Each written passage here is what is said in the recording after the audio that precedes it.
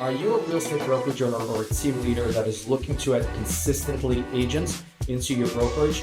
My company's name is Modern Day Brokerage, and we help over 100 plus real estate brokerage owners and team leaders to predictably attract between 4 to 5 agents a month. If you want to learn more about it, go to the description page and select from one of the 4 links that we have there for you. Now back to the video.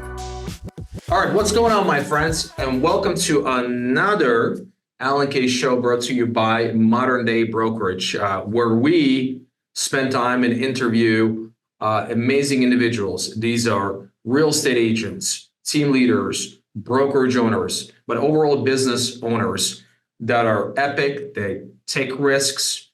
They're not settling for anything that is mediocre. And we got a special guest today, guys, someone who is, Sean, I think we've been kind of communicating and talking to each other for about 3 years now, three and a half years, right?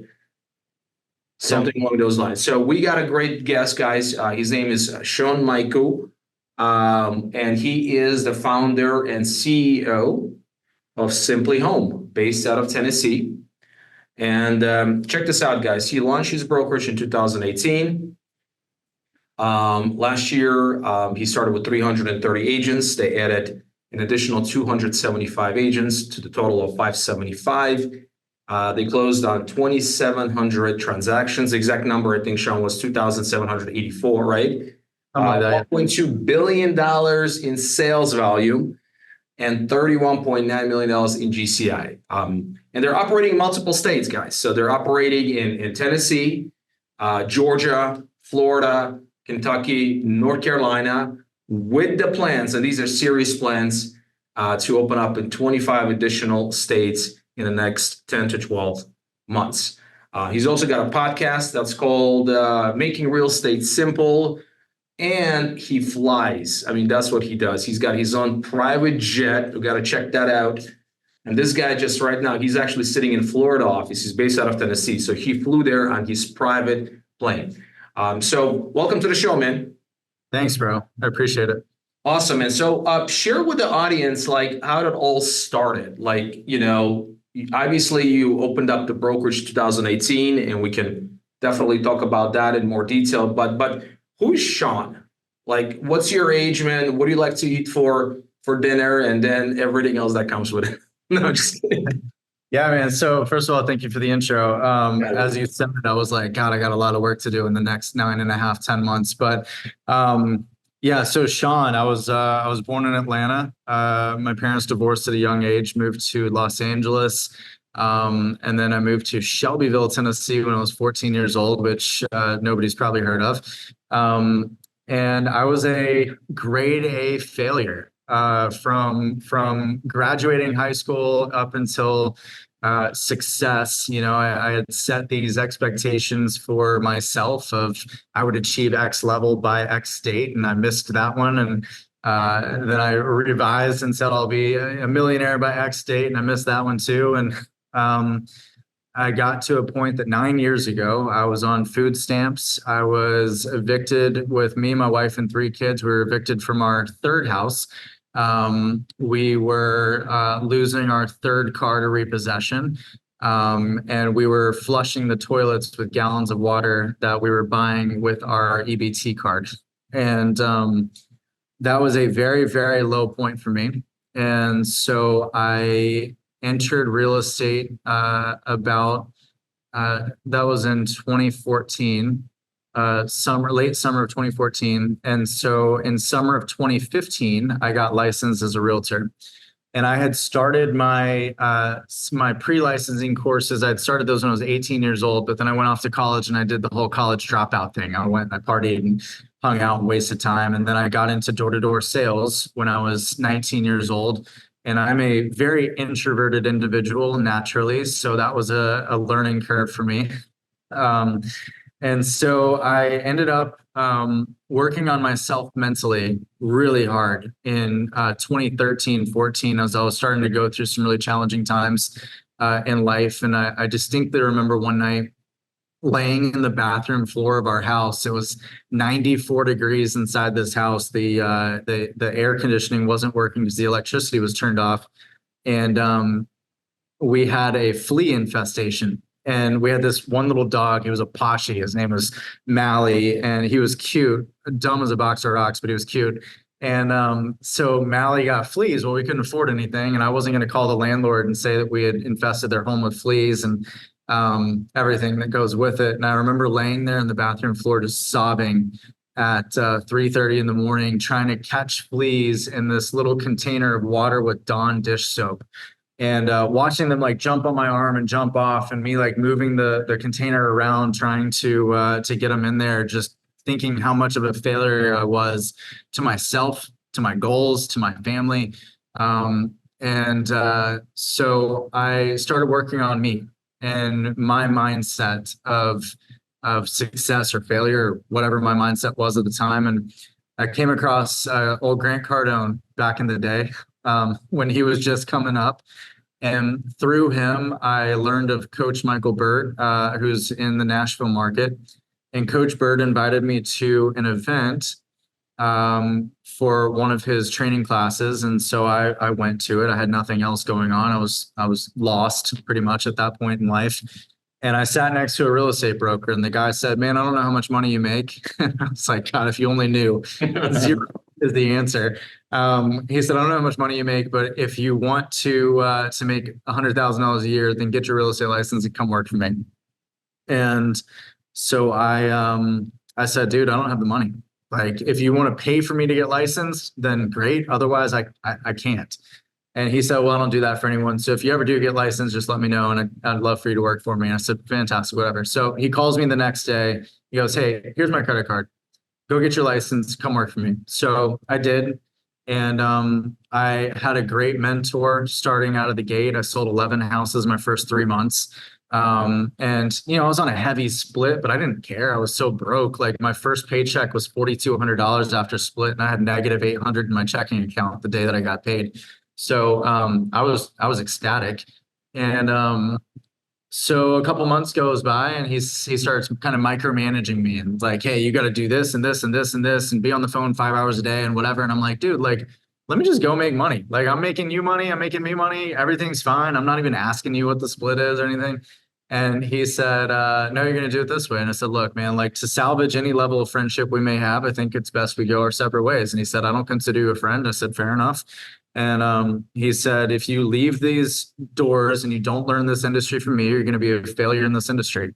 And I said, "We'll see." And so I left, and I went to another company, and I went 6 months, made $6,000, and almost quit. And all I could hear in my head the whole time was, "If you don't learn from me, you're going to be a failure in this industry." And it was just this mental battle that I needed to fix.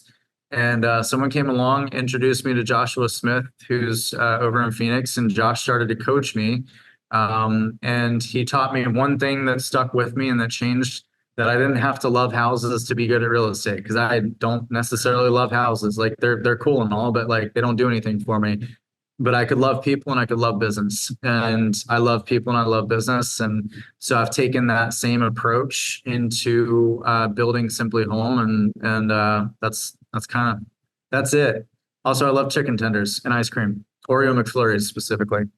Love it, that load. So go back to those, like, walk us through that time when you were like, dude, like, you're living in a house, you're behind in your rent, you don't have the money for the electricity, you're flushing your toilets with the bottles of water, like, you bought it, right? So, flea infested, like 3 kids at that time. Yeah.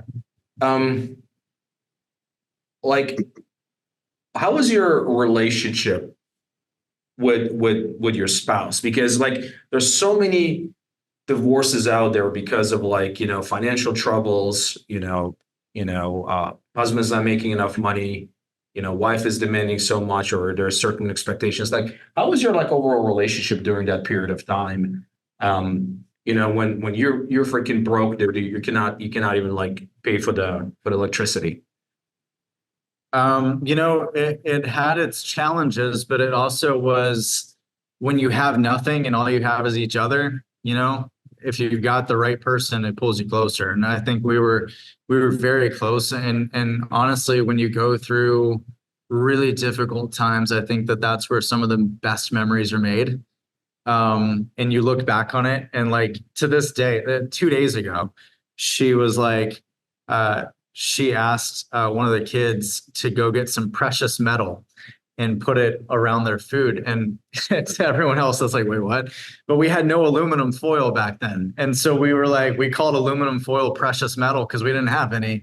So there was no way to like save any food or anything at the time. And so, we take those kind of like fond little like things that we nicknamed things at the time and still relish those moments and memories today. But every season, and I was fortunate in that growing up, I had kind of one prayer, one aspiration. It was to find the right partner for me when I had nothing, so that when I had everything, I would know that they were there for the right reasons. Because in the world that we live in today, everything is so material. And so it's really difficult to know if someone loves you because they love you, or if they love you because of what you can do for them or provide for them. It's one of those things that we've gone through hell and back together from a circumstantial perspective.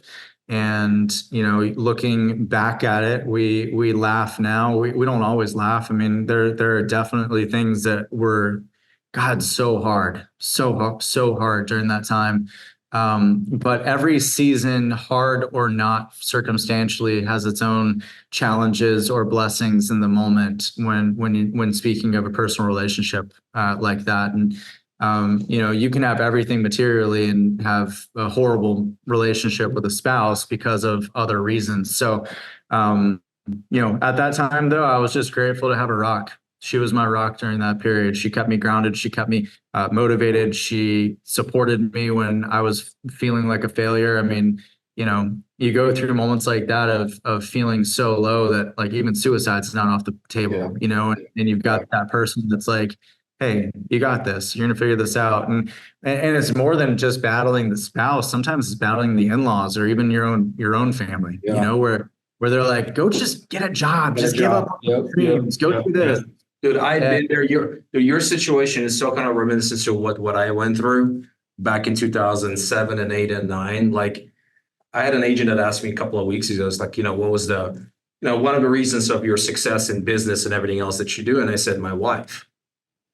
And he's like, why, your wife? She's not in the business. I was like, you don't understand. A wife or a spouse in general is very important. She can make you or she can break you.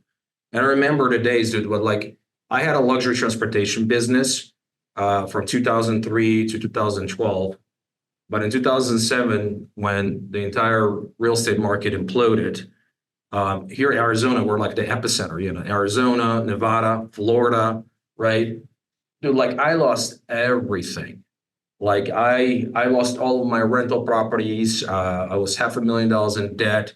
I had 40 employees. Most of them were gone. Half of my vehicles were repossessed by the banks. And my wife is pregnant with our second child, and she's freaking out because we're losing our home.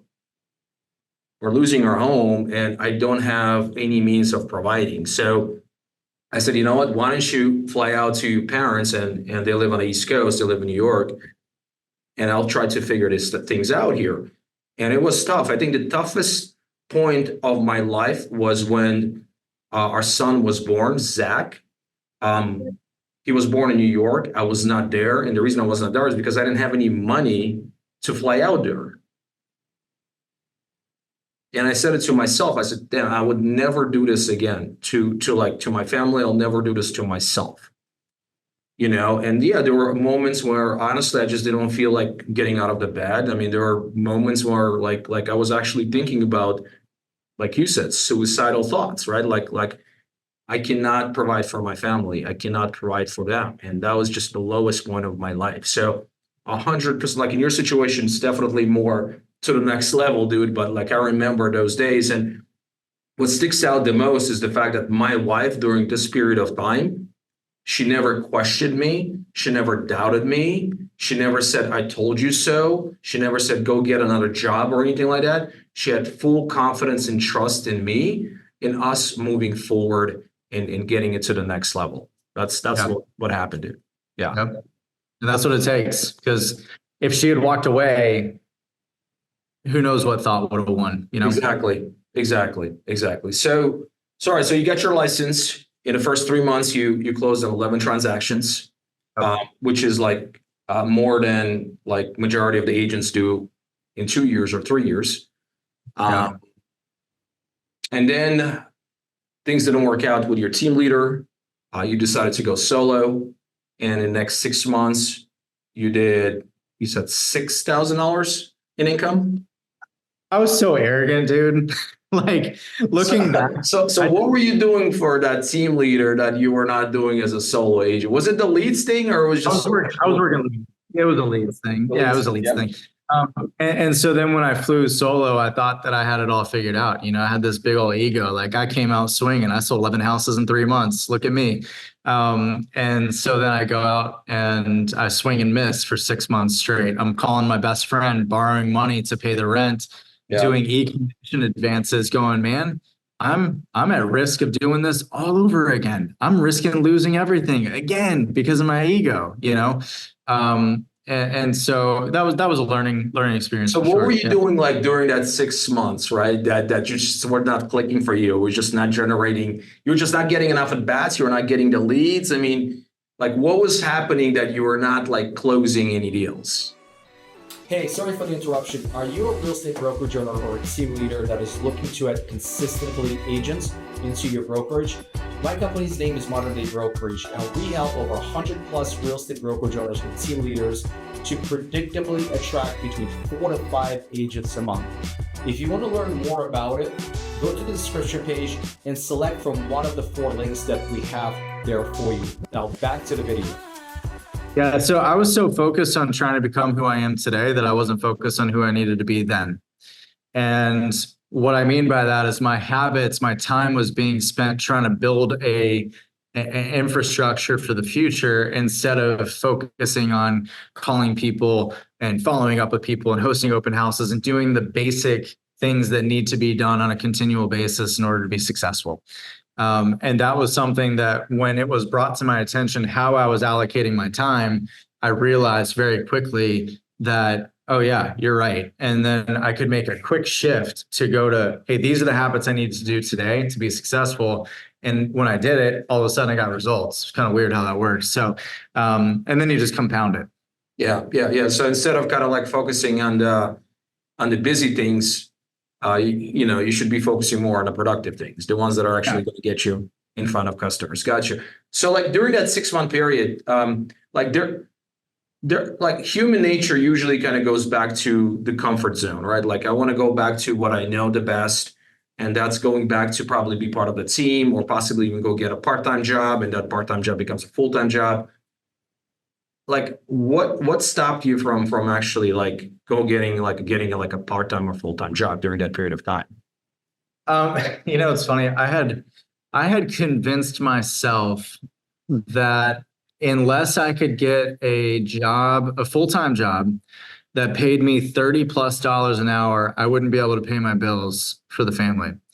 And I didn't have a degree. I didn't have anything that would justify me getting that type of compensation. So it was never an option for me on the table. Not once.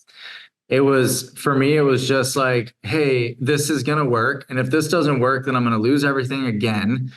And we'll go find some other way to make it. Like, we'll get there somehow, by God. But so it was never an option.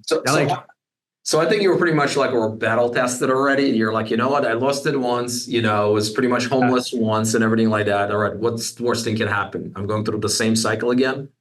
Yeah. And now, I mean, that's one of the beautiful things. Like I have no fear. Like, we talk about going to 30 states this year and, there's a healthy fear component of like, man, that's kind of scary. But then there's the reality of like, what do I care? Like I have this formula, the same thing that you did. You lost everything back then. You made a promise to yourself to never do it again. And then you already had the success to get to that point. So you have the fast track to get back to it. I'm fully confident. Like if I went out and I lost everything right now, I could start over tomorrow and be right back where I am within 12 months. Period. End of story. And I had a meeting with a developer in Nashville recently, and he's one of the top developers in Nashville. He'll build about 350, 400 houses this year. And we were talking about some stuff, and he was like, man, he's like, I am the guy that I know unequivocally. If I lost everything in 12 months, I'd be a millionaire again, and I'd be right back here. And that is a huge confidence boost when you can have that level of assurance within yourself to know that it doesn't matter. I can lose it and start over, and I'm good. Got it. Okay. All right. And I really would like to unpack on that as well. Maybe we can do that in a few minutes. But so how were you able to get back on track? So 6 months of really not that much, business at all, right? $6,000, you said. You said you hired Josh Smith, who's, by the way, Josh is like about 25 minutes away from me. I'm trying to get him on my podcast, and he's super busy guy. So maybe you can put a really nice word. Man, I haven't seen him. I haven't talked to Josh, I don't think, since last time I saw you in Clearwater. Yeah. No, we're communicating.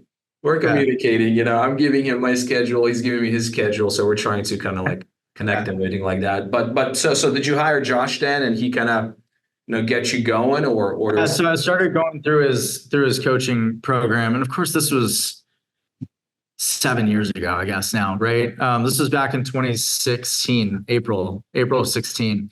And so it was just a matter of ensuring that the actions I was taking during the day were pushing forward on the growth and the momentum, instead of, literally I would do what every agent does. Every agent gets out here and they say, hey, I want to be successful. That's the first statement.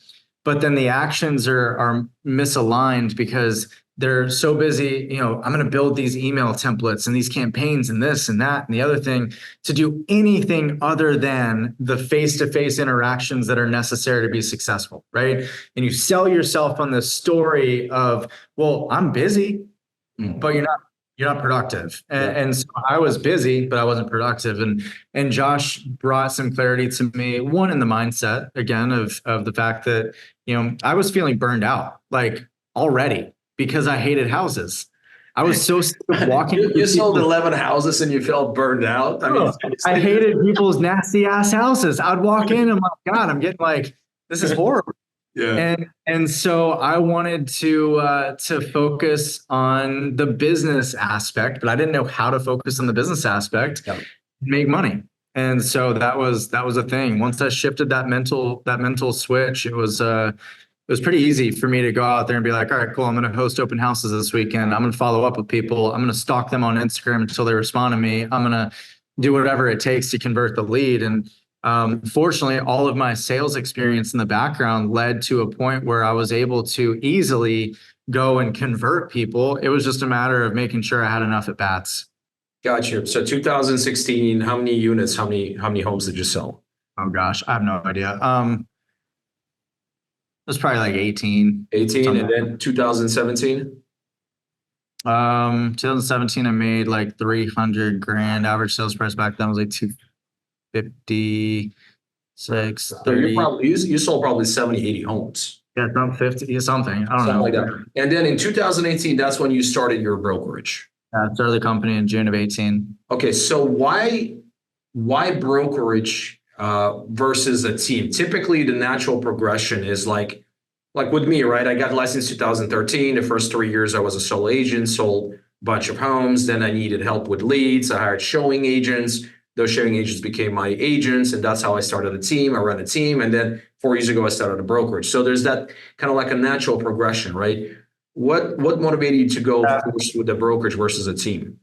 Yeah, so I had started a little team when I was at Remax, and I had the team for 9 months, maybe a year, before I started the company. And so when I started the company, my 4 agents that I started the company with were those team members. One of which was my mom, and she, you got to have mom in the cheering section. So she joined with me, and then 3 other agents, and we kind of went from there. So 4 agents, including your mom. Oh.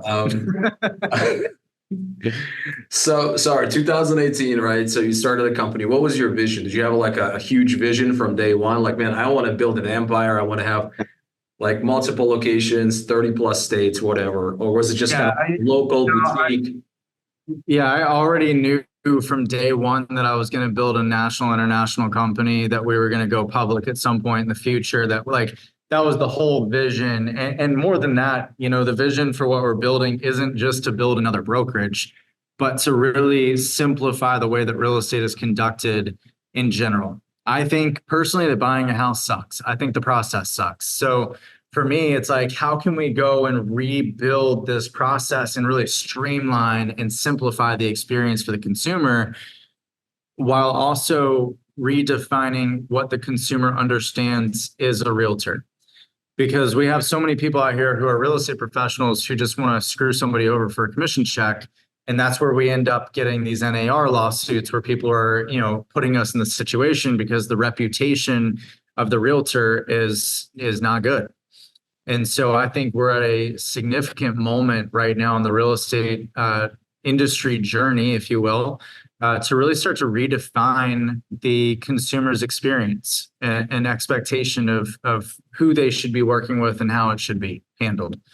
And so, from an overall picture, you think about COVID really opened up the minds of the consumer as much in relation to convenience.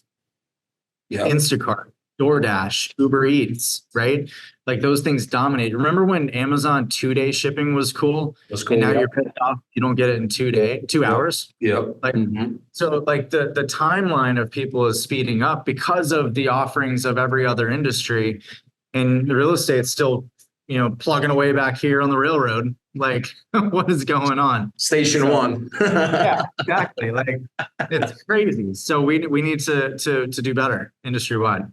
So that was like, when I think about the vision, So that was back in 2018, dude. You're already thinking about, this is what I want. This is how I want to simplify this industry, right? Like, I'm not satisfied with being just a local brokerage. I want to take this nationally. Yep. Right? I mean, that was your vision. So let's kind of walk through that. So 2018, you started with you and 4 agents. What happened in 2018 in your company? Yeah, so I didn't want to start the company until January 1 of 19.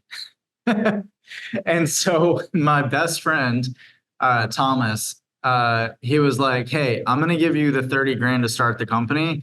I want you to start it right now. Man, you got a good best friend. I tell you that. I don't have any best friends who give me $30,000 to start a company. And so he did that, and I started it, and we were not ready, man. Like I thought we were ready to take over the world. It's funny. I went and shortly after starting the company, I went to Vegas and was at an event with John Sheplack. And it was at some country club, Anthem Country Club or something. And I walked up to him and I was like, hey, man, so I'm starting this company. This is the vision of what we're going to do. And this is the model. And he goes, yeah, it's never going to work. And I was like, okay.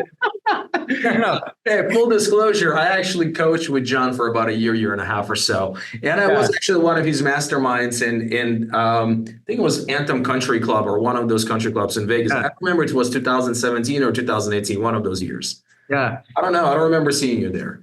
And I tried to hire him as a coach, but he was in an exclusive with someone else in the market. And but yeah, he was like, it's never going to work. And so I was like, all right, well, I mean, I guess we'll see. Like, I'm going for it. And so, from the moment I started it, I had one model, and then I realized I needed to modify the model a little bit, make an adjustment here and an adjustment there, and make these little tweaks and pivots. But the vision has remained the same the whole time. And the ultimate idea for us is to have retail stores that have immersive home buying theaters, where the agent can take the client into that home buying theater. The theater transforms into the houses that they want to go see, so that they, instead of driving all over the place and sitting in traffic, they can go to one place, immersively walk through them, and then go look at the one house. have our own mortgage company fund the loans outside of Fannie, Freddie, Jenny, so that we're able to control what the closing experience is like, and then have our title company handle the closings on a retina scan instead of doing wet signatures and all that stuff. So we can really streamline this whole process, because right now, again, I think it sucks. So, but it's taken a lot of trial and error, like a lot of trial and error. And so 2018, we didn't really grow at all. We just kind of stayed stagnant. I was like trying to fix the things that I thought I had already worked out, but I hadn't. And then 2019, we kind of trickled growth slightly. We got to like a whole 10 agents. And then in 2020, when COVID started, everyone started to freak out, and I realized that this would be our greatest opportunity for growth. So around April or May of 2020, we had like 30 agents in the company. And of course, we've grown from 30 to 6. I think we're at 630 right now. We had like 22 on board yesterday. So just plug it in. Wow, that's amazing, dude. So the first year you said 4 agents. How were you able to like pay the bills during that period of time? So I was still selling. Okay, so we're still selling. So, yeah. We didn't have an office space, so our overhead was negligible, if anything. 2019, I brought in an investor in May of 2019 that committed $350,000. And so we got our first office location, and we started to form a little bit of growth. And then in 2020 is when we really started to hit the gas pedal on growth. And it took, we had to get some key influencer people first. Like one of the first teams we recruited over was a 33-year veteran team from Coldwell Banker. They had never left Coldwell. They were about to leave and go open up their own shop. And I sat down with them for a week straight and convinced them that this was the best way. And they joined us, and they've been with us ever since. And that gave us validity in the marketplace that we could then leverage that and say, oh, so-and-so who's been with Coldwell for 33 years left and joined us, this brand new company you've never heard of, and legitimized us out there. And then we started recruiting people who were just really experienced. Like I thought for sure we'd end up with a bunch of rookies, and we ended up, our average agent was like 8+ years in the industry that sold $5+ million. And I was like, great. But then I gave myself a new blind spot, because I was like, they don't need training. So then we never provided any training. And then we started recruiting new people, and we were the worst place for new people because we had no training. So we had to like fill that gap in 2021. And you just go create new problems. So what compensation model were you running at that time? 2020? Oh my God. So I think I had I did an 89-11. 80 what? 89-11? 89-11. I just wanted something different. Everybody else was 90-10, 85-15, whatever. So we did an 89-11, $11,000 cap, $89 a month, and an 89-11 split. So it was just 89, 11. Yeah. And then we did a 70-30 for new agents. For the newbie? Yeah. Got you. So wow, okay. So with that team, were there like on that split, on that 89-11 split when you got them, or you kind of give them a sweetheart deal? Yeah, I had to give them a little bit of a sweetheart deal, because I was a nobody. Like, yeah. But I was just some 30-year-old guy talking a big game at the time. So it took a little bit of extra work on that front, but now we've kind of modified our plans now where actually they kind of fit right in with the plan as it is. So. Got you. So, I mean, you said you met with them for about a week of convincing, right? I mean, like, what do you guys talk about for a week? I mean, I can probably do it for a day, maybe 2, but like a week of conversations. Like, what were you doing for them? What were you doing for them? What do you put? I'm kidding. No, so they brought in different groups, right? So at first it was like this person that was like a team lead and this person that was an assistant broker. And once I passed that test, they brought in like this person and their transaction coordinator, and I passed that test, and then they brought in like 4 of them at the same time, passed that test, then I had to interview all of their agents, pass that test, and then they came on. And how many agents altogether? How many It agents? wasn't even that many. It was like 9 or 10. And how many transactions a year? So they're a builder. So they do about 200 a year of their own. Well, about 100 a year of their own inventory, and then 100 as agents. So, Gotcha. but us at the time, man, we had like, I mean, I remember, I remember back in the day, like one of our things that we provide full contract to close services for free on every single deal to all of our agents. And so when we hired the TC, I distinctly remember conversations being like, oh my God, we have 18 deals under contract at the same time. Like, this is crazy, because we'd never seen that, you know, we'd never seen that. Yeah. So, having somebody come on that could sell, 10, 15 houses a month, that was huge. That was huge. So when you started then recruiting some experienced agents, right? And how were you recruiting them? What was your like recruiting method at that time? Were you like cold calling these agents, or you're like emailing them? Was it more of a referral type of a method? I mean, how were you getting in front of these agents? Yeah, it was all referral, because I had been selling houses already. I had been a top agent in the marketplace. So I used the relationships that I had built as an agent to go out and get those agents to come have a conversation with me. And I realized I had to tweak the model, my beautiful 8911 model, when I went 0 for 15 on my first recruiting meetings. And I was like, all right, something's So off. hold on a second. You met with 15 agents, and all of those 15 agents. Bro. Wow. And I was like, hey. Is it just because it was just too high for them? Like they didn't want to pay 11%? Oh, I was losing people to more expensive companies. That was the crazy thing to me. And it took that learning experience for me to realize that now we've got it down to a science, where there's like 6 key reasons why someone would leave a company and go to another company.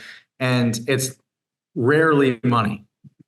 Like, money is not the driving factor in the majority of cases. In fact, we did a word cloud on this about a year ago, and money was like the 5th of the 6th words. And number 1 was support. So hold on. And so number 1 is support. What's number 2? Man, I knew you'd put me on the spot for this. Hang on. Oh, sorry, dude. I can tell you. So the 6 reasons, it's support, tech, money, time, training, and leads. So leads are like number 6. I don't think I did that in the right order, but those are the 6 in general. But I was shocked, because I thought, well, heck, if I go out here and sell the cheapest thing, everyone comes to me. Yeah. But if that's the case, then why isn't the cheapest thing in every market winning? They're not, right? So, you've got people out there. There's still 115,000 people at Remax. They're not the cheapest. There's still, 30,000 people at Compass. They charge $35,000 a year, right? So like, people go to whatever's important to them. I just didn't understand that yet. I just thought, oh, well, I'm just going to give you this shiny object and you're going to get on board with it. The reality is, now we understand, well, when I'm having a recruiting conversation with someone, I don't need to feature dump on them if all they care about is support. I just need to show them how we can best support them and what the layers of support look like. Or if somebody needs tech, then I can show you all the tech and the tools that we have, or whatever. But I went 0 for 15. I had to revise the whole offer. And so that was the first revision of the offer, where I took us to a flat fee model. But I took us to a flat fee and I got rid of the cap. And so then we were growing. We did fine, and we grew from. So Sean, sorry to interrupt it, but like hold on a second. So 8911 was not really moving the needle. Yep. But then you decided to actually double down on it and offer them a flat fee opportunity, which is probably even less than 8911, right? That they're going to be paying to the brokerage. Yeah, I mean, it was close, kind of close, yeah, right?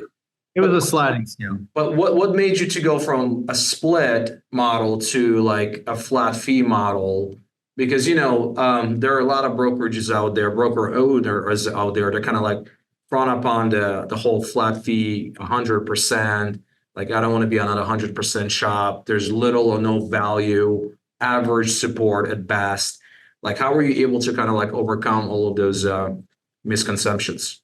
Yeah, so I realized that, and so we created this kind of a hybrid where we had the two options, and we still had the traditional split option for the new agents, but then we went to this flat fee concept.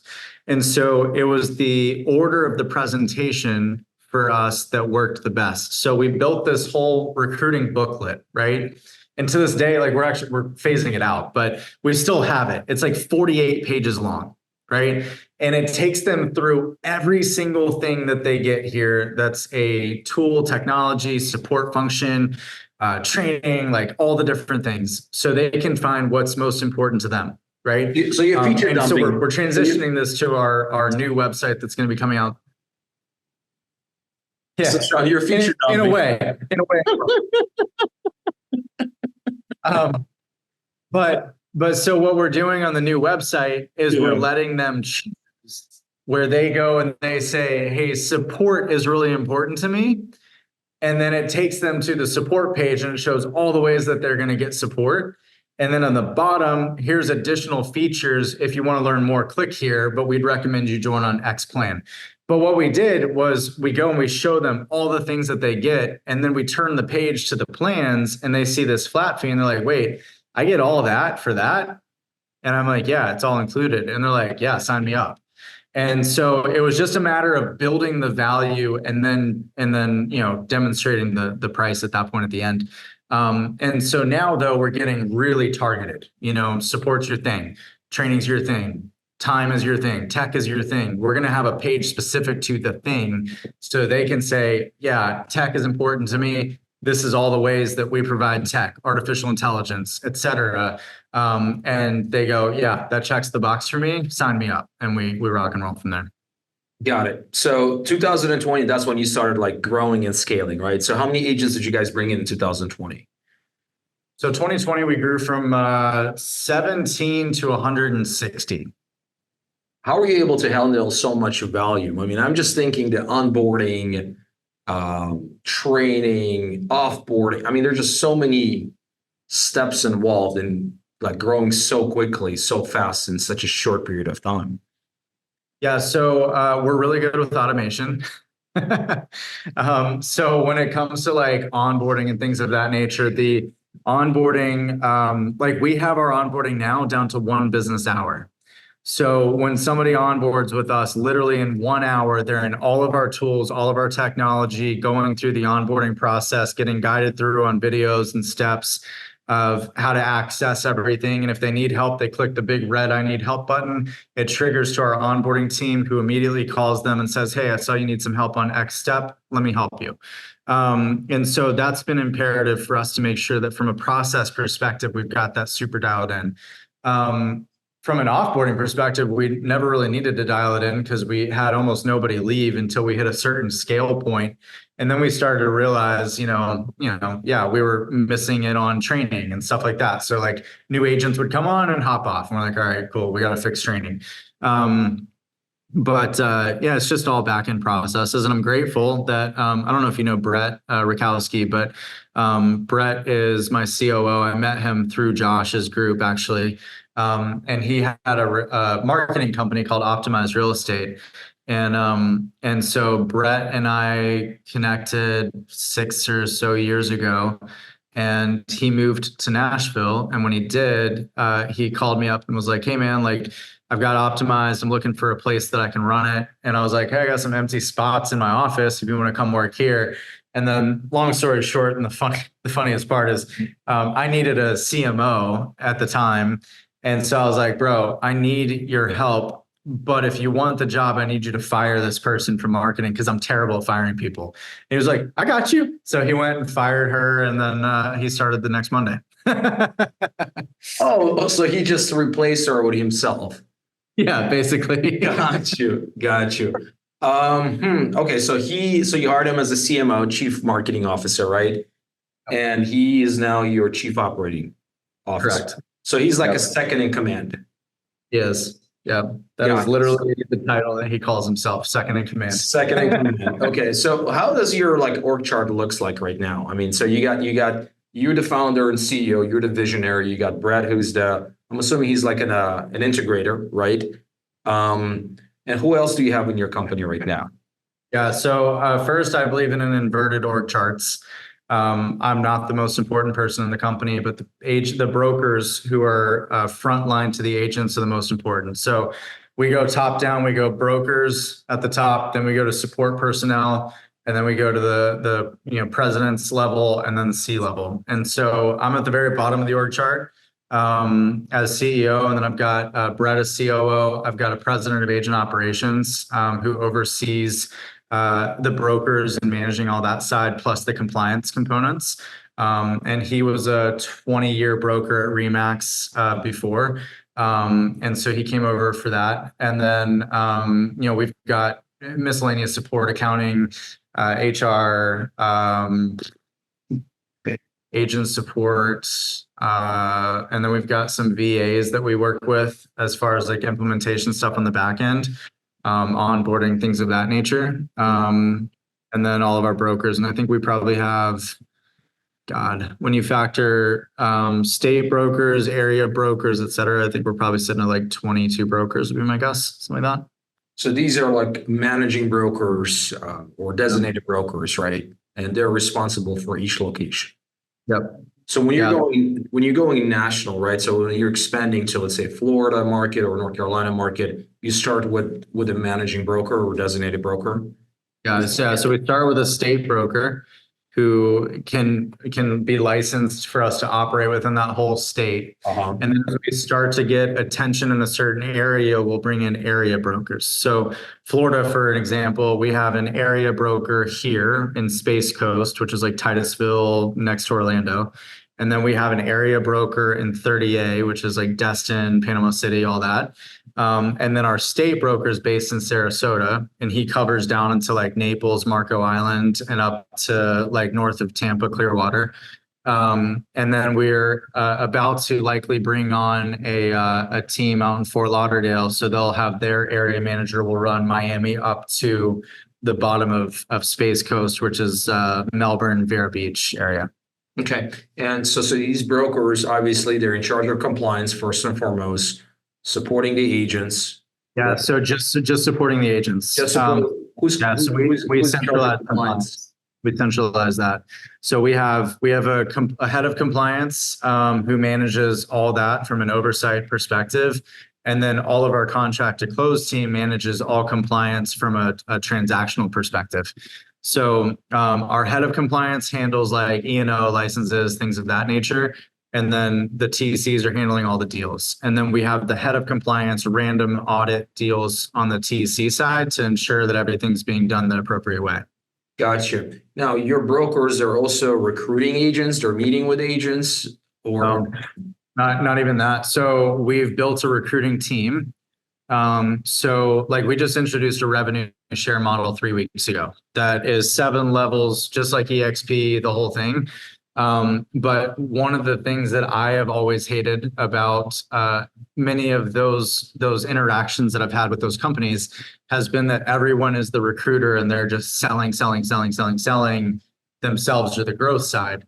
For us, I want to maintain a quality perspective of the brand. And so we built out this recruiting team where all our brokers or agents have to do is give us a warm connection. And then our recruiting team goes, schedules the meeting, holds the meeting, and recruits them. And when they recruit them, they auto add them to the downline of the individual who referred them. So we're doing it that way so we can keep everyone's time free. For me, like one of the things that I missed out on while I was building this company was like ages 3 to 7 with my kids. Right. I was so busy doing this that I was missing dinners and missing this and missing that. But I don't want everyone else to miss those same things. And so I don't think it's fair for me to say, hey, brokers, you got to be recruiters, you got to be compliance, you got to be support, you got to be this, you got to be that. So we're centralizing all of those components and making it to where even our agents aren't having to recruit. They just say, hey, I just did a deal with this guy. and he was fantastic, and I think he'd be a great fit at SimpliHOME. Can you hit him up? And our recruiting team goes, hey, they just did a deal with you. They said you're amazing. Let's sit down and have a meeting. They'll sit down, have the whole recruiting conversation. Then we auto add to the downline, and they're making revenue share off of them from that point forward. Got you. Okay. All right. So you have a dedicated recruiting team. Are they based out of each location, or they're like in your corporate Nashville, Tennessee? I mean, that's where you guys are, right? So we have 2 in Tennessee and 1 in Florida right now. Got you. Okay. Okay. So you guys decided to roll out the rev share model, very similar to obviously, the companies like EXP, Real, LPT. I think there's another one right there, right? Like, is it pretty much kind of the same exact thing, or it's a little bit different? What makes you different, guys, or stand out from those companies when it comes to revenue share? It's a bit different in that. So we did 7 because obviously there's more agents at EXP than at the others, and so there's 7 levels at EXP. There's 5 levels at Real. There's 5 levels at LPT. Maybe there's 6 or 7. I don't remember. There's another one out there with 5 levels. And so because there's 90,000 agents at EXP, I was like, hey, let's get it to where people could take their whole downline and just slide it into ours.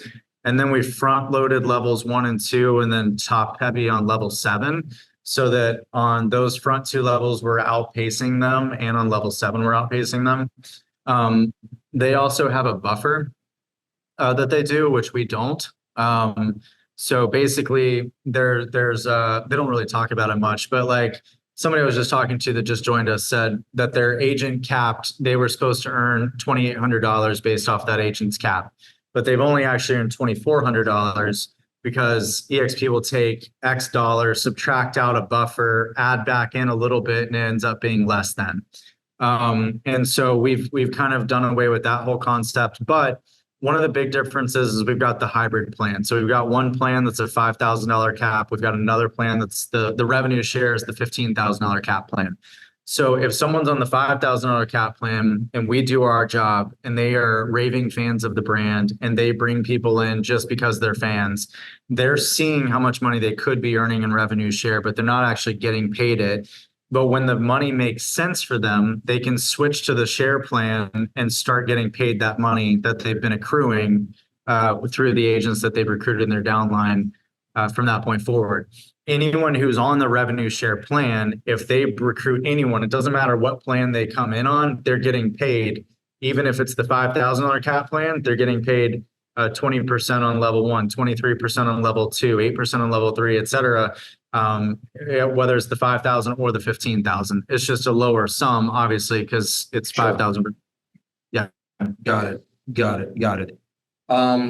So this is something that you instituted, you said 3 weeks ago, 4 weeks ago. Is that something you're going to be leading with? I mean, that's going to be one of your leading drivers, the rev share.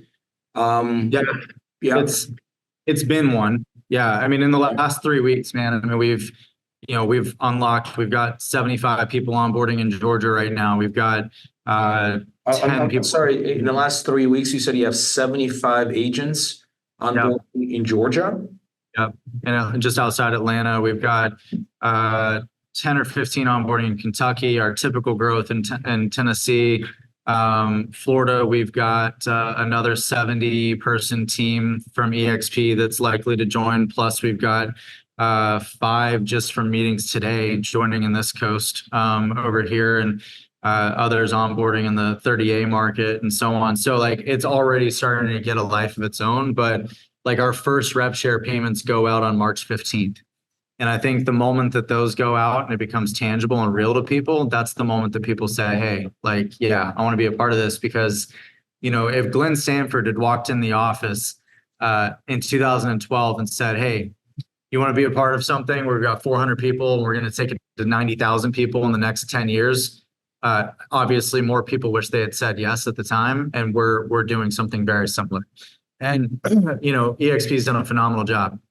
But one of the disadvantages to always being first to market is that you don't know everything that you don't know until you know it. And then once you do, people like me identify the gaps that are in the business model that was created by the first person or the second person or the third person. And so we can go look at it and say, okay, here's a gap. We're going to fill that one. We're going to fill this one. We're going to fill this one. We're going to fill this one. And now we can create this blended hybrid of old school and new school, where people are focused on people and real relationships, but they also have all the best cloud technology and cloud model fees. So what are some of these key gaps that you see with some of these, I wouldn't call them legacy companies, right? But the early stage companies like EXPs of the world or Reels of the world, where do you see the opportunities in those companies? Yeah. So, like EXP, one of the bigger complaints that we typically hear is broker support, because they were kind of the first to introduce the one broker model for the state, and it's hard to reach, or if not impossible to reach, the person in a timely manner. But there's a huge cultural component that's missing. People don't use the offices that we pay so much money for, right? But they want it more than they think they do. And so we're focused on building that face-to-face value and relationship with people, because that is our business. I was speaking yesterday at Curbio. I don't know if you're familiar with Curbio, but they had a conference yesterday that I was a part of. And great. They have a great product, by the way. But we were talking about how roughly 80% of what an agent does today could be automated or outsourced. But the 20% that matters the most is that relationship. And it's that ability to have that hyperlocal knowledge that technology can't have or doesn't have. It's that ability to have your voice, your authenticity.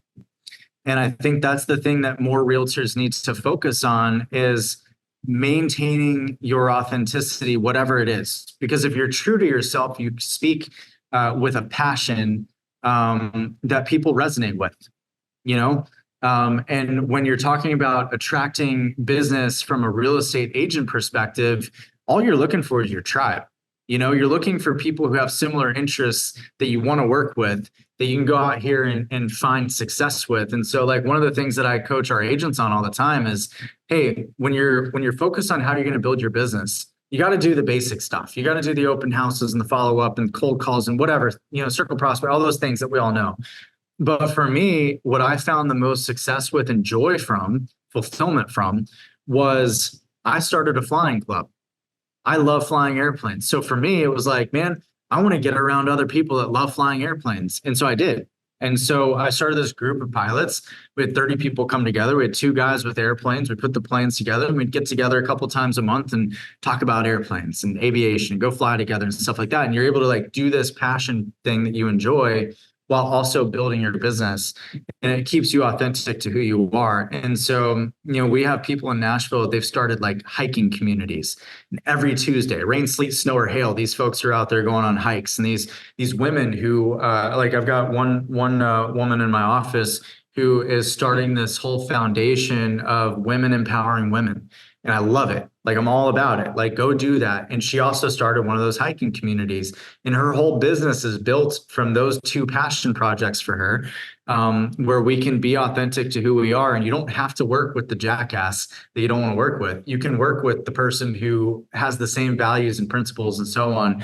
And that's really it. And we're looking, from a corporate perspective, or from any brokerage perspective, you should have that same mindset of, this is what I believe. This is how we operate. And if you want to be a part of it, cool. And if you don't, that's cool too. No harm, no foul.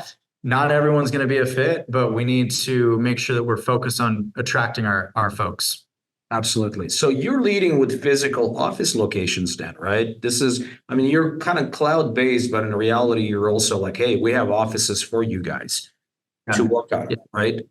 Yeah. So we're starting with co-working spaces in each office and each market area. And then as we build up the momentum in that market, we'll expand into other spaces from that. But we don't want to lead with significant expenditures, but at the same time, from a cultural perspective, we know who we're trying to attract. And there are a lot of people who are fed up because they're being abused by their companies. I met with a lot of people today who were paying $40,000, $60,000 to their company in splits. and it's everywhere. And it's, if it works for someone, great. It doesn't work for me. Personally, as a leader, I wouldn't be able to sleep at night if I took that much money from people. I want to give people as much time and money back as I possibly can while still building a profitable enterprise. And that's what we're focused on. And this year we're introducing stocks, and those stocks include our ownership in mortgage. It includes our ownership in title. It includes our ownership in tech and things like that, just so that the day that we choose to IPO, the day that I win, I want everyone to win with me, because it's not Sean building this company. Like, sure, I'm flying into markets and I'm spending, days at a time in these markets to support our people and to build relationship with our agents here and to, keep the momentum going or to help build the momentum or whatever the case may be.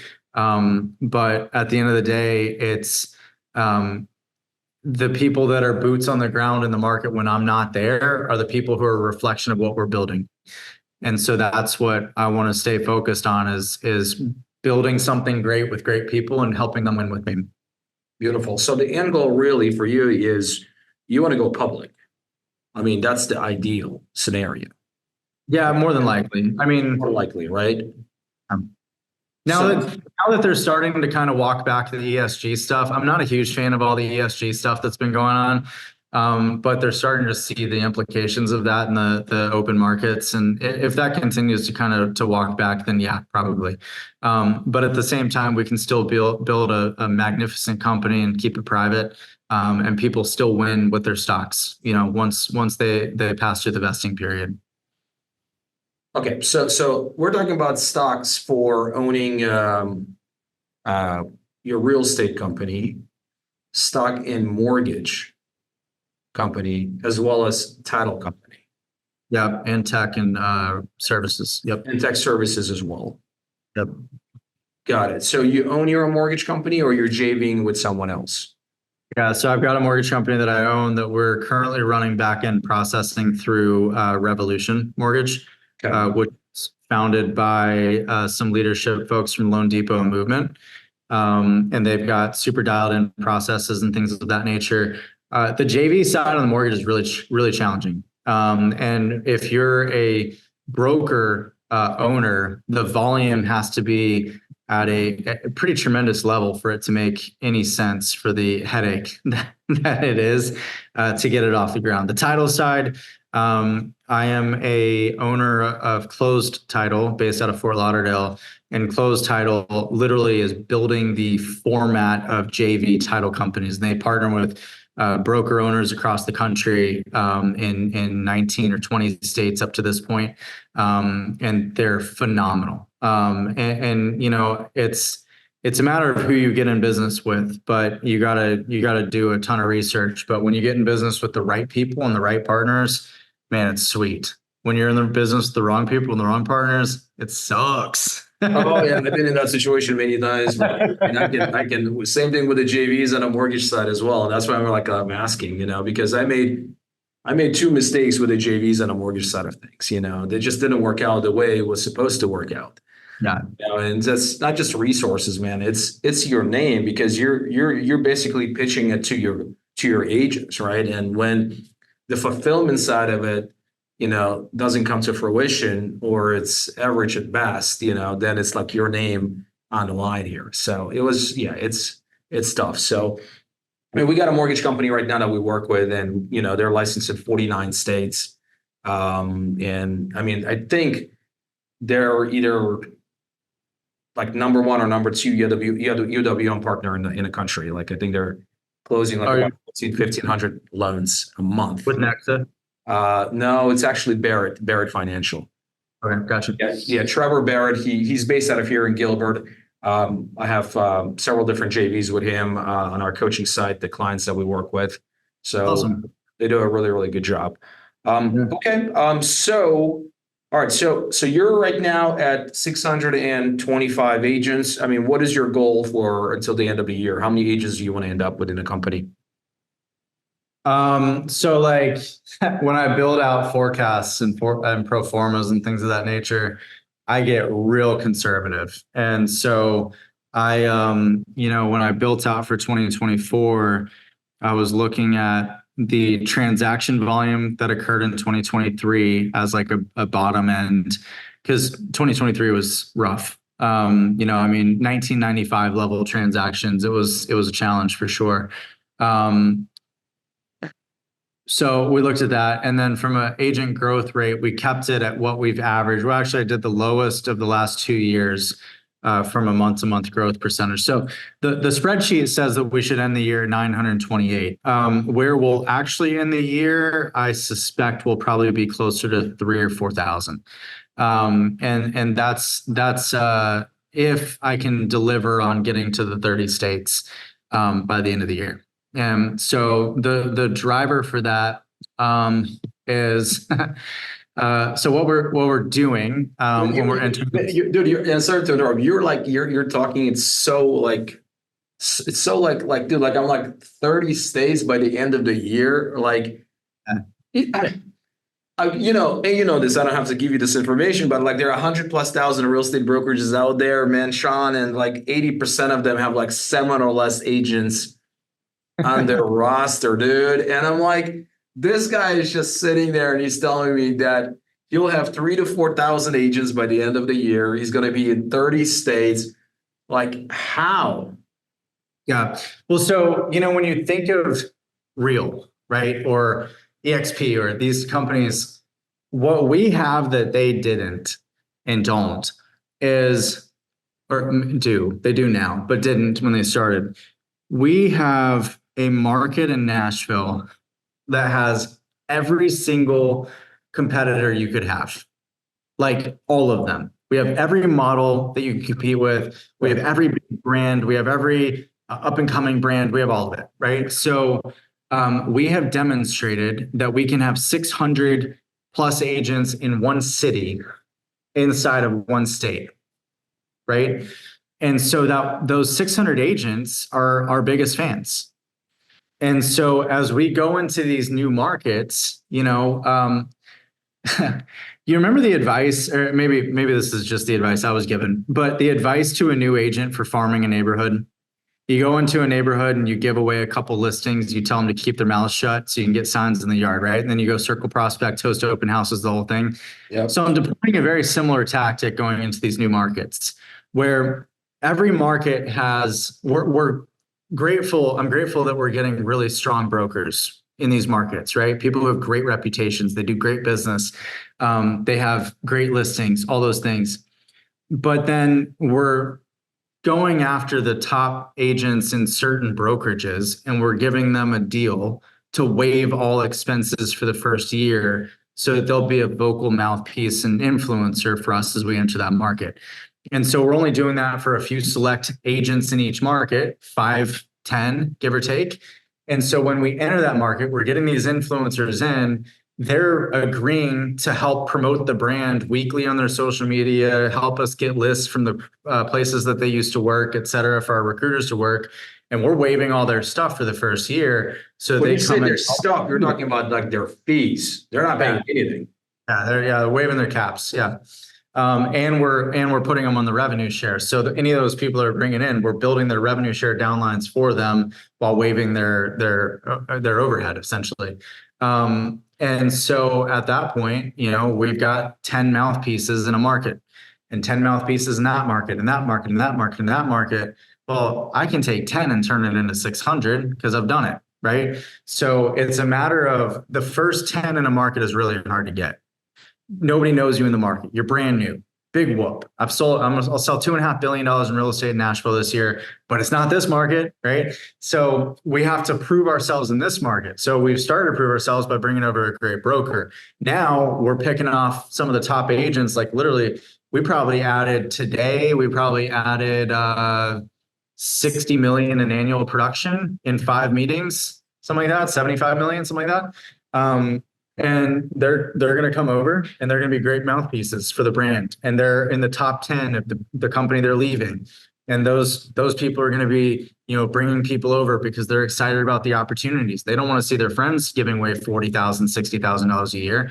And so that's kind of what we're doing. And we're going to do it in 30 states. And, so from the expenses standpoint, from P&L standpoint, I mean, how much each expansion is kind of costing you, like on a yearly or a monthly basis? I mean, you probably have to pay what, broker's salary? I mean, they're not a salary, right?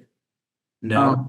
It's no. So the brokers, the beauty of rev share is it puts us in a position where we've got some negotiating chips on revenue share, right?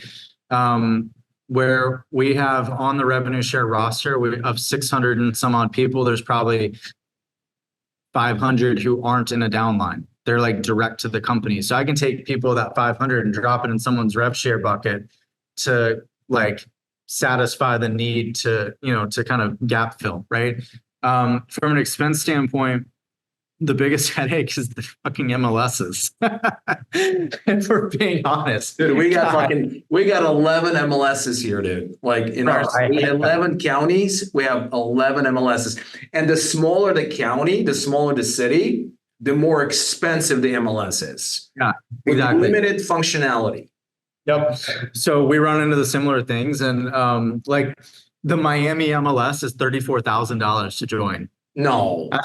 I said, well, we're going to join the one that isn't that one because I'm not spending $34,000 to enter an MLS. They're charging $34,000 to join? Crazy. Yes. So, and that's for the firm, right? So, yeah. So that's probably the biggest expense. I did an enterprise agreement with Regis. So we have 4,000 locations nationwide that we can plug into in any market and keep our fixed expenses down from an operating standpoint. So from a co-working space or from legal liability perspective, we'll spend $400 or $500 a month on that side. Licensing fees, a couple $100, LLCs, all that stuff. CFOs are more than that, but things like that. It's not tremendous, but it's also give or take about $1,000 a month per location. Yeah. Yeah. Okay, which is doable. Yeah. So especially when you got 600 plus agents in one location that are producing. Yeah. Okay. Awesome. And then as far as the tech goes, man, so what are you guys cooking as far as tech goes? Yeah. So right now we do a bunch of third-party stuff, Lofty and Dotloop and stuff like that. But we're working on a program right now called SimpliRite, which is an automated offer writing software. So that I'm hoping we'll have out by Q4. I think of things as an agent myself, I think of what are the biggest time sucks for an agent. Managing your contract is 11 to 15 working hours per deal. Well, we got that covered, right? Writing the offer, if it's a brand new agent, it might take them an hour or two. If it's an experienced agent, it's probably, 20 to 40 minutes, depending upon, all the trailing documents and things like that. And so we're working to shrink that down to about 3. And so it'll be a simple form they fill out, lots of integrations, things of that nature. It'll auto send the fully completed documents over to the client to sign, send them a text notifying them, send it back into their platform inside of Home HQ, which is our intranet. And then once it goes under contract from there, they can just mark it as under contract and it uploads to the TC team and they're good to go. Interesting. Okay. All right. And then you guys are offering contract to close services for free. Yep. For free. Got it. For free. Yep. Yeah. So we have custom workflows for anyone, like if they wanted like full, email templates, text templates, workflow templates, things like that, that they can pay extra for if they wanted. But the standard offering, which is more than enough, is no cost. And that's a non-negotiable for me, man. Like that goes back to the amount of time that I missed with my kids when they were little because I was doing dumb shit like paperwork and amendments and stuff like that. I just didn't want people to have that same challenge. Yeah. So I guess like you're going with the centralized model, right? And opening up these locations around the country. Like, why not start with maybe possibly like a franchise model? I mean, there are lots of successful franchisors out there, less liability in your end. Yeah. So one, it was the process to get set up for franchising was grueling. 2, though, was the market caps.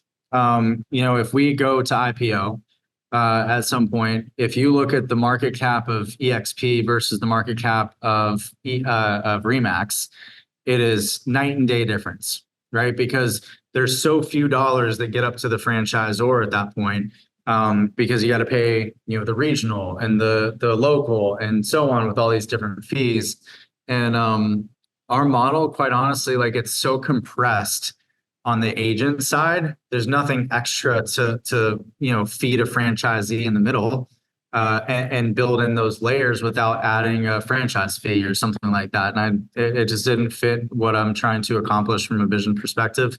And I evaluated it. I've got a good friend of mine up in Virginia, who was like, bro, I have not marketed this, but I've tested the waters and I've got 6 people that are ready to buy your franchise.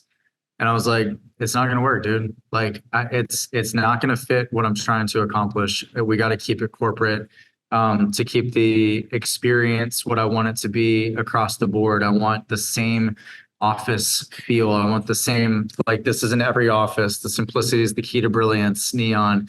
I want those same things in each place, and I want the same vibe and the same energy and the same whatever. And like you can walk into 13 McDonald's and have 13 different experiences, and so I just didn't want to risk it from a brand quality perspective, but I also didn't want to sacrifice the market cap potential from a potential IPO standpoint. Got it. So if, let's say, for example, you were to start again, a real estate brokerage, would you start it exactly the same way? Was there anything else you would do differently? And the reason I'm asking this question is because, hopefully this is going to serve a lot of brokerage zones out there. And there are a lot of them out there that are struggling. They're not doing as much as business, especially 2023. Like it was a really rough year. Like if you were to start again, what would you tell either a brokerage owner or a team leader or aspiring agent that wants to become a brokerage owner eventually, what to do? How to get this thing going? Yeah. I think I would probably do what I'm doing right now with the expansion side, as far as that, like, putting signs in the yard approach, just to get those influencers in, because that's an easy win. But really, like, the old quote, sales cures all. For the struggling brokerage owner, I think there are too many people right now who are focused on the wrong things. They need to focus on growth, because growth is literally the only way. Like, as an example, the Nashville real estate market in January was 5% over January of 23.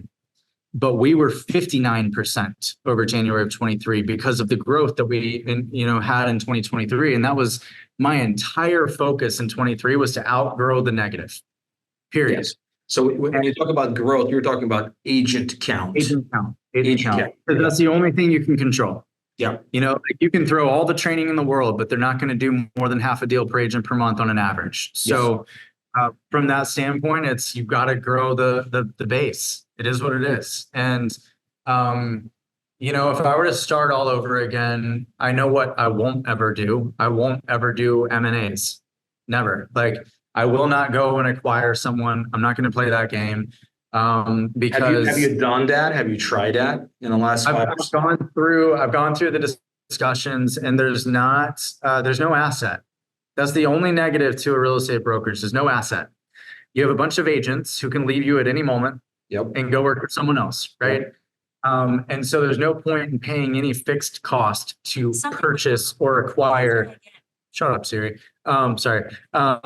Purchase or acquire any type of agents. So, I think again, if I were starting over, I would do exactly what I'm doing right now. I would give away 5 to the top influencers in the market, 5 caps, and I would give half caps to the next 5, and I would leverage those 10 to grow me to 50, and I'd leverage those 50 to grow me to 100, and those 100 to grow me to 2, and so on. And that's one thing I can proudly say. Our marketing expense to grow from 4 to 600 was 0, because we didn't spend any money. Hold on a second, Sean. Hold on a second. Your marketing expense going from 4 to 600 was 0? Yeah. So you were not marketing social media. Free Free social social media. media, right, right. But pour into our people and make them raving fans, and they grow the base. That was the whole formula, and that's what we've continued to deploy to this day. Take amazing care of our people, and our people take amazing care of us, and that's it. Got it. So, and then letting the agent community know this is how your agent's experience is being part of your brokerage. This is what their experience. Yeah, from a social media perspective, Social media standpoint, right? Yep. Yeah. Yeah, and we highlight our agents a lot. We do testimonials of our agents every, I don't remember, Friday, I think. And before 2023, we were doing a whole bunch of video content, but because of the risks of 23, I shelved the video team for a while. But we would do huge like agent spotlights. Yeah. And we would highlight an agent for a couple of days at a time and tell their story and get them out there and whatever. But one thing I did find with that, and I would probably not do it the same way ever again, is when you highlight an agent and give them that much attention, you put them on this pedestal and their egos go out of control. And with that, they tend to lead to oftentimes they'll just leave. Like they'll get to a point they're like, oh, I'm too good. And then they go and they're like, oh, I'm going to go do this thing now because I've got it all figured out. Because, you elevated them maybe a little too much. They get on the ego trip. Yeah, they get on the ego trip thinking that they actually own more than they're entitled to. Yeah. Okay. Absolutely. Okay. So you're no longer spotlighting your agents. I mean, or you're still kind of doing that, but kind of like more in a natural, organic. We're gonna do it differently moving forward. We had full-time videographers on staff. I mean, I was burning $150,000 a year in salaries on the video team. And it just didn't make sense in September of 22, the real estate market fell off a cliff. So when that happened, it was like, all right, let's really evaluate these expenses here and see if this is what really the best use of dollars. Yeah. And it wasn't at the time. So, we'll bring something back. We'll bring video marketing back and things like that, but we're going to do it definitely differently. We can still spotlight, but we're not going to spend 3 days featuring them on Instagram back to back to back, telling their story. Like that is too much visibility almost at that point. We just need to say, hey, here's your 15 seconds of fame. Yeah. Enjoy it. Yeah. So like you said, you guys are currently in a process of rebranding or rebuilding or creating a new website. Who's doing that? Is that somebody you have internally who's doing that, or are you actually like outsourcing it to like a company? Yeah, we're doing it internally. We looked at companies, but man, they want so much money to build a website. I was like, I'm good. We can do it. And like for me, like I don't get to do anything creative anymore. So when I started the company, like I came up with all the branding. I came up with, the meaning behind the hexagon for me was that I was sitting there a couple of beers deep one night, and I wanted something that people. Our initial logo was stupid actually. Our initial logo was a house made up of dots. And we were actually Home Group before we were SimpliHOM. And so when I zoomed in, I wanted to see a detail that wasn't a circle. And so I made a hexagon and I zoomed out and I was like, oh, you can't tell it's a hexagon. And then I zoomed in and I could see the hexagon. So then I started to research hexagons and I'm like, oh my God, they're everywhere. Like everywhere in nature. It's in your DNA. It's in, the honeycomb. It's in the cloud on top of Saturn is a hexagon from the winds and all this stuff. And so I was like, man, that's really cool. And then we added the arrow forward on the hexagon. And then our trademark got denied for Home Group. So that's stupid. So we just rebranded to SimpliHOM real quick, $100,000 later, and did that whole thing. And that was in June of 2020. And so that allowed us to get a grip on the creative. And then we started to build that creative, and all the websites I had built myself. Like I would stay up until 4 o'clock in the morning building the websites and doing all that. And so now my job has become so analytical, right? I'm always analyzing this spreadsheet, this conversation, this thing, that thing, this other thing, or, just recently I've gotten to where I'm down, traveling around having, conversations with brokers and agents and growing markets, which I love that. but it's also the same conversation on repeat, right?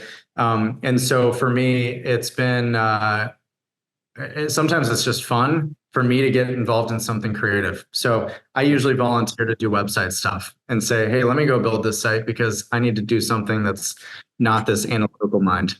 Right. So your schedule right now, if I look at your calendar, for a week, let's say, I mean, how much time are you spending on partnerships, sales, operational work, creative stuff? I mean, what would kind of your calendar look like right now? Yeah, so every Monday from 9 a.m. until noon are meetings with various teams.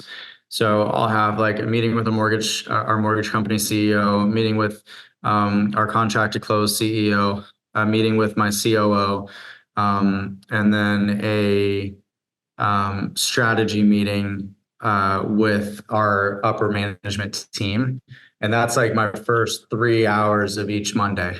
And then on Tuesdays and Thursdays, I have a 30-minute meeting with our recruiting team to work through any challenges that they have. And then on Fridays, I do a mastermind call for the company from 11 to 12 Central Time every single Friday. And then from 12:30 to 1:30, I do an expansion broker call with all of our expansion brokers and area managers in new states, where we talk through whatever challenges they're having, et cetera. The majority of the rest of the time for me now is spent on traveling and growth conversations, or like this last week, I've had a lot of speaking things going on. And so, getting on more platforms and having more conversations in that manner. But like I've been in Florida since Wednesday morning. So I got here Wednesday morning. We had some meetings here Thursday. Yesterday was shot with running some stuff from afar, but also I had that Curbio conference I had to speak at. So just kind of gap fillers on that. But, I wish I could say I could cram it all into the workday, but I can't. Like, there's so many meetings that fill up. Like today, this is my 12th meeting today that you and I are on right now. It was meetings nonstop from 7:30 until 9, phone calls and Zooms and things like that. And then it was meetings in person here with recruits. And then I had to run my mastermind call. And then I did my expansion call, and then another recruit call here, meeting here, and then our meeting with you. And so there's that. Like your typical week, this is what you usually go through. Yeah, it's my new normal. Yeah, it's taking some adjustment for sure. But I with the family, I said, hey, look, Monday through Friday, I am 100% at work, and Saturday and Sunday, I'm 100% off usually. Unfortunately, I have to fly out tomorrow to go be at an award ceremony tomorrow night with some of our agents in Nashville. So fortunately and unfortunately, but from a promise to the family perspective, it's an unfortunately, but, and like tonight I've got a dinner here shortly that I got to go to. So we'll be at that dinner for a few hours. And then, I haven't even checked my email yet today. So I've got tonight I'll be answering emails and, probably on the phone. I was on the phone till 11:30 last night, with folks up in Nashville working through some things. And, my typical work day is probably 6:30 in the morning to, 11:30 or midnight, give or take, 7 days a week, pretty much. Saturday and Sunday, I do try to unplug. I'm not the greatest at it. I'm not gonna lie to you, but so you start at 6:30 in the morning. What is your typical morning routine? Do you have a morning routine, or you just kind of wake up and get in front of it? Kind of wake up and I'm back at it. Like I should probably, work out and cold plunge and do all the cool things that all the kids do these days. But I for sure need to start working out because dad bod is taking over. But it's a matter of there's so much going on with growth and momentum and things like that. And as you are probably aware, once you get that momentum going, you don't want to lose it by being lazy or anything, right? So I will literally wake up at the last 2 days I've woken up at 5-ish, instantly, like in emails or whatever. I do check in on the news, the market, things like that, and get an idea what's going on out there in the crazy ass world. And then I just dive straight in, and the phone usually starts ringing around 6:30 or 7. And then I'm nonstop usually until, I get home. I'll usually break for dinner with the family. Put the kids to bed, hang out with them for 30 minutes or so, and then get back to work until 11:30 or midnight. And how, you said you have 3 kids. I also have 3 kids. Mine are 16, 13, and 12. How old are your kids? 15, 11, and 10, 9. Okay. Yeah. Same age. Yeah. Okay. Yeah. Got it. I got 2 girls and a boy. Same. Yeah. My oldest is a boy. My younger 2 are girls. Yeah. My oldest is a girl, and the middle one is a boy. Gotcha. All right. So you don't, I guess, man, working like, I mean, you're putting in like, no joke, 80 to 100 hours a week right now.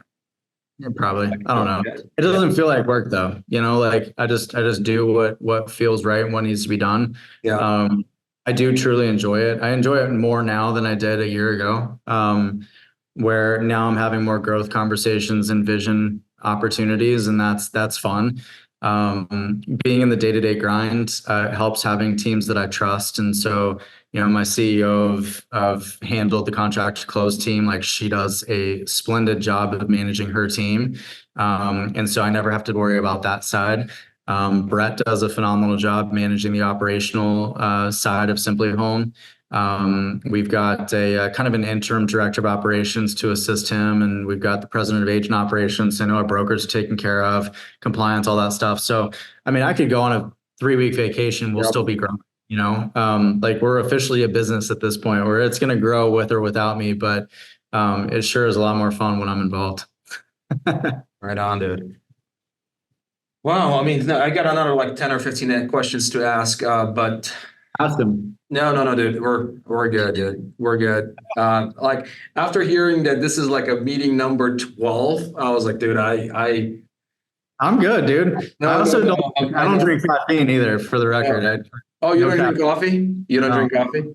So what do you like to do for fun? I mean, like, what do you I mean, you said flying, right? So I mean, that's the big thing for you. That's your hobby. That's what you enjoy. But in addition to it, I mean, what else do you like to do? Hey guys, sorry for the interruption. Just want to remind you to drop a like, hit the subscribe button, and that's it. Back to the video. Well, I used to love riding motorcycles, but I was banned from doing that for a while because of my value to the company or whatever. So then I built a succession plan and told them to go themselves, and I intend to get another one soon. But so other than that, I do enjoy being active and stuff, but I don't have time. So I have a punching bag in the garage that I hit once. I can walk for 2 weeks. And that's about it. I'm kind of boring. I play video games with the kids sometimes. So you play video games. Do you drink alcohol? Very rarely. Very rarely. All right. And then your favorite food, you said chicken fingers, chicken strips. Yeah, right on. I don't know about favorite food, but man, you can only go to so many steakhouses and have nice meals before you're like, take down. You're over it. Yeah, I get it. All right, my man. Well, listen, I enjoyed this thing, and I appreciate your time. And man, I learned a lot, and hope the audience see the value in this, and hopefully it at minimum, right, it inspires them to continue to grow and build their empires as well. So I appreciate you, man. Thank you so much for your wisdom and everything that you're doing. Congratulations on the big things. And hopefully we'll do it again in the future. Hopefully I'll see you here in the next couple of months. Yeah, man. I appreciate you. Thank you so much. All right, brother. Have a good weekend. See you. Bye. Okay, thanks for watching this video. If you like this type of content, hit a like button, drop a comment, and subscribe to my channel to be in the loop for any future videos.